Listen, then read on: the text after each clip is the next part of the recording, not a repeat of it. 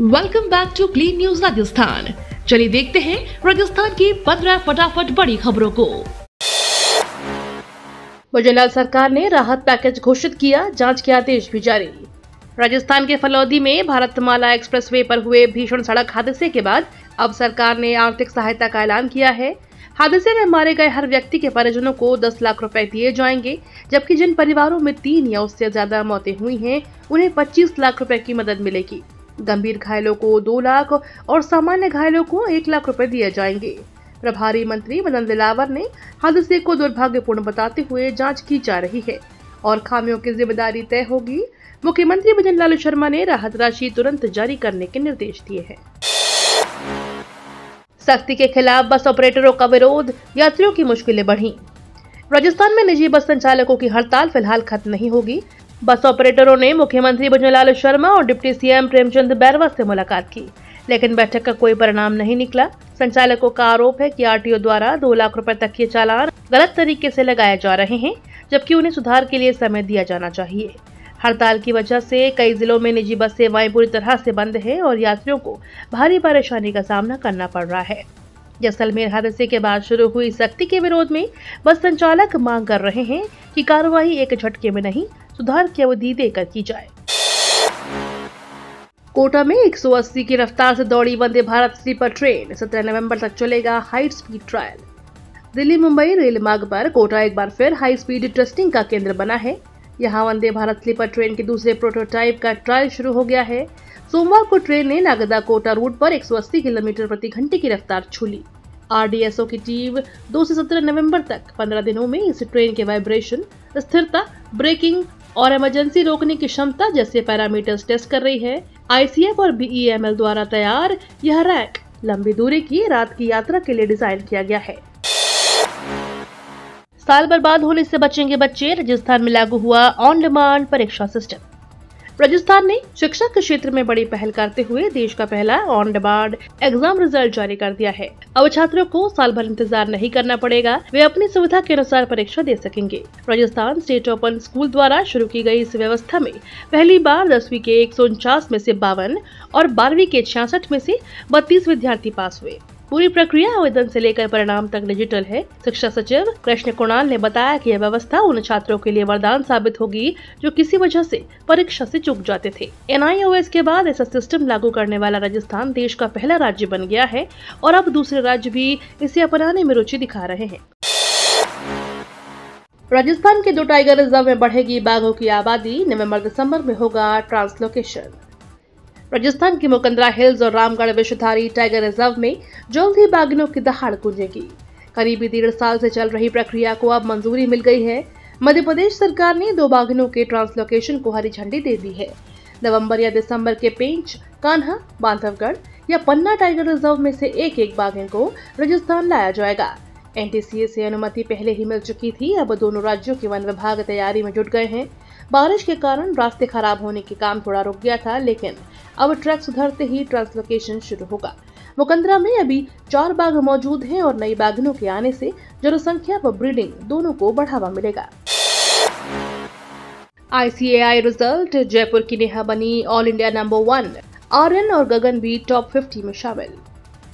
ICAI की CA परीक्षा का रिजल्ट जारी हुआ और इस बार भी जयपुर ने कमाल कर दिया। सीए इंटरमीडिएट में नेहा खानवानी ने ऑल इंडिया फर्स्ट रैंक हासिल कर शहर का नाम रोशन किया। नेहा ने सोशल मीडिया से दूरी बनाई, 6 महीने सेल्फ स्टडी की और आईसीएआई मॉड्यूल व मॉक टेस्ट को ही सफलता का मंत्र बताया। सीए फाइनल में भी जयपुर के आर्यन अग्रवाल ने 33वीं और गगन खंडेलवाल ने 38वीं ऑल इंडिया रैंक हासिल की। फाउंडेशन एग्जाम में राशि पाहुजा ने 10वीं और भूमिका अग्रवाल ने 11वीं रैंक पाई। कुल मिलाकर सीए रिजल्ट में जयपुर ने एक बार फिर अपना जलवा दिखाया। 2461 में से सिर्फ 93 अभ्यर्थियों ने भरा फॉर्म, आरपीएससी ने जारी की चेतावनी। राजस्थान लोक सेवा आयोग ने आरएएस और आरटीएस मुख्य परीक्षा 2024 में सफल अभ्यर्थियों के लिए बड़ी घोषणा की है। आयोग ने साफ कर दिया है कि इंटरव्यू में शामिल होने के लिए सभी उम्मीदवारों को पहले ऑनलाइन विस्तृत आवेदन पत्र और सेवा प्राथमिकता क्रम भरना अनिवार्य होगा। 2461 सफल अभ्यर्थियों में से अभी तक सिर्फ 93 ने यह प्रक्रिया पूरी की है। ऑनलाइन फॉर्म भरने की अंतिम तिथि 10 नवंबर रात 12 बजे तक तय की गई है। इसके बाद लिंक निष्क्रिय हो जाएगा। ऑफलाइन आवेदन स्वीकार नहीं किए जाएंगे। उम्मीदवारों को एसएसओ पोर्टल पर लॉगिन कर माई रिक्रूटमेंट सेक्शन में फॉर्म भरना होगा। सुप्रीम कोर्ट में राजस्थान धर्मांतरण कानून की वैधता पर सुनवाई तय।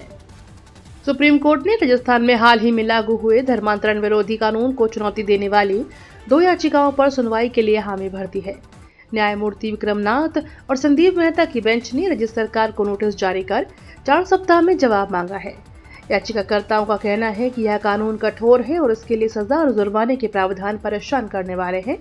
राजस्थान गैर कानूनी धर्म परिवर्तन निषेध अधिनियम 2025 में धोखे से सामूहिक धर्मांतरण पर 20 साल से आजीवन कारावास तक की सजा का प्रावधान है। याचिकाकर्ताओं ने इस कानून के लागू होने पर भी रोक की मांग की है। मामला 4 हफ्ते बाद फिर सुना जाएगा। केंद्र सरकार का ऐलान, मृतकों के परिजनों को 2 लाख, घायलों को 50,000 मुआवजा। जयपुर के हरमाड़ा में हुए भीषण सड़क हादसे ने पूरे राजस्थान को झकझोर दिया है। तेज रफ्तार डंपर ने 1 किलोमीटर तक सड़क पर लोगों को और वाहनों को कुचल डाला। इस दर्दनाक घटना में 13 लोगों की मौत हो गई, जबकि 23 लोग गंभीर रूप से घायल हैं। हादसे के बाद प्रधानमंत्री नरेंद्र मोदी ने संवेदना जताते हुए राहत राशि का ऐलान किया है। प्रधानमंत्री राहत कोष से मृतकों के परिजनों को 2 लाख रुपए और घायलों को 50,000 रुपए दिए जाएंगे। पिछले 48 घंटों में राज्य में 5 बड़े सड़क हादसों में 41 लोगों की जान जा चुकी है, जिसे लेकर सरकार अब सख्त कदम उठाने की तैयारी में है। पश्चिमी विक्षोभ का असर, हाड़ौती में बरसात, मंडी में भीगा लाखों का माल। राजस्थान में मौसम ने एक बार फिर करवट बदली है। कोटा में शाम होते ही घने बादल छाए और रिमझिम बारिश शुरू हो गई। बारिश से तापमान में गिरावट आई और ठंडक बढ़ गई। इस बरसात का असर भामाशाह मंडी पर भी पड़ा, जहां करीब 1.5 लाख कट्टे धान खुले में पड़े थे, जिसमें से कई भीग गए। किसानों और व्यापारियों की चिंता बढ़ गई है, क्योंकि नमी से फसल को बड़ा नुकसान हो सकता है। मौसम विभाग ने आज कई संभागों में और बारिश की संभावना जताई है, जबकि 5 नवम्बर से पूरे प्रदेश में ठंडी हवाएं चलने और तापमान में 2 से 4 डिग्री तक गिरावट का अनुमान है। पाली में फर्जीवाड़ा, जिंदा श्रमिकों को कागजों में मृत दिखाकर करोड़ों की हेराफेरी।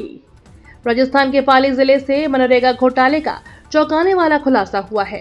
कीडवा गांव में मनरेगा पोर्टल पर एक ही दिन में 81 मजदूरों की मौत दर्ज की गई, जबकि डिगाई गांव में 8 दिन के अंदर 120 मौतें दिखा दी गई। हैरानी की बात यह है कि गांव में न कोई महामारी आई, न कोई हादसा, फिर भी रिकॉर्ड में इतनी मौतें दर्ज की गई, ताकि फर्जी जॉब कार्ड बनाकर सरकारी पैसा निकाला जा सके। जिला लोकपाल की जांच में ये पूरा फर्जीवाड़ा खुला और अब दोषी अधिकारियों पर कार्रवाई की सिफारिश की गई है।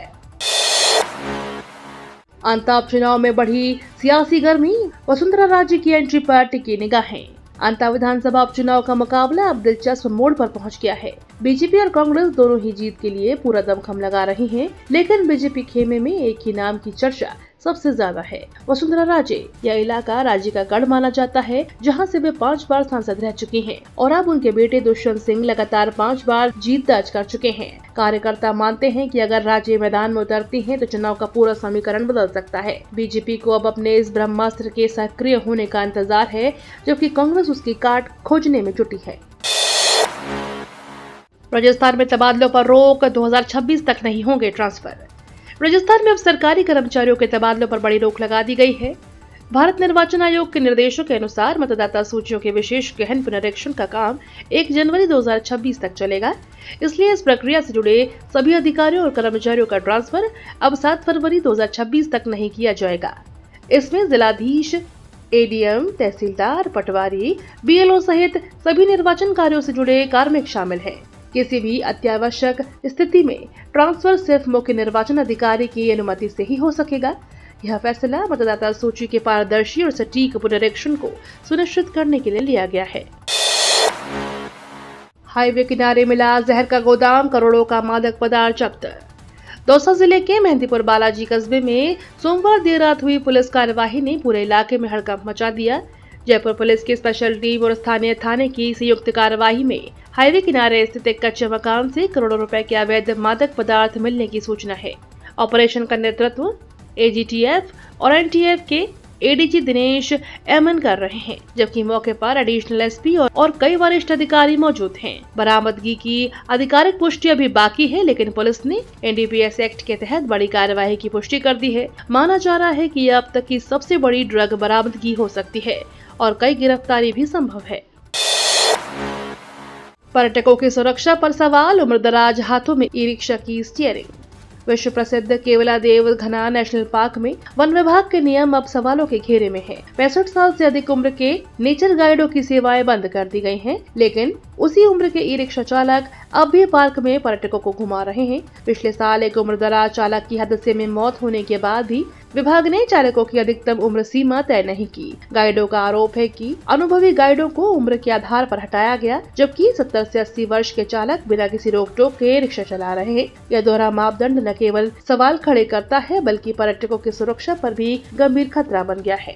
ये तो थी राजस्थान की बड़ी खबरें। रोजाना सबसे पहले अपडेट पाने के लिए क्लीन न्यूज राजस्थान को अभी सब्सक्राइब करें।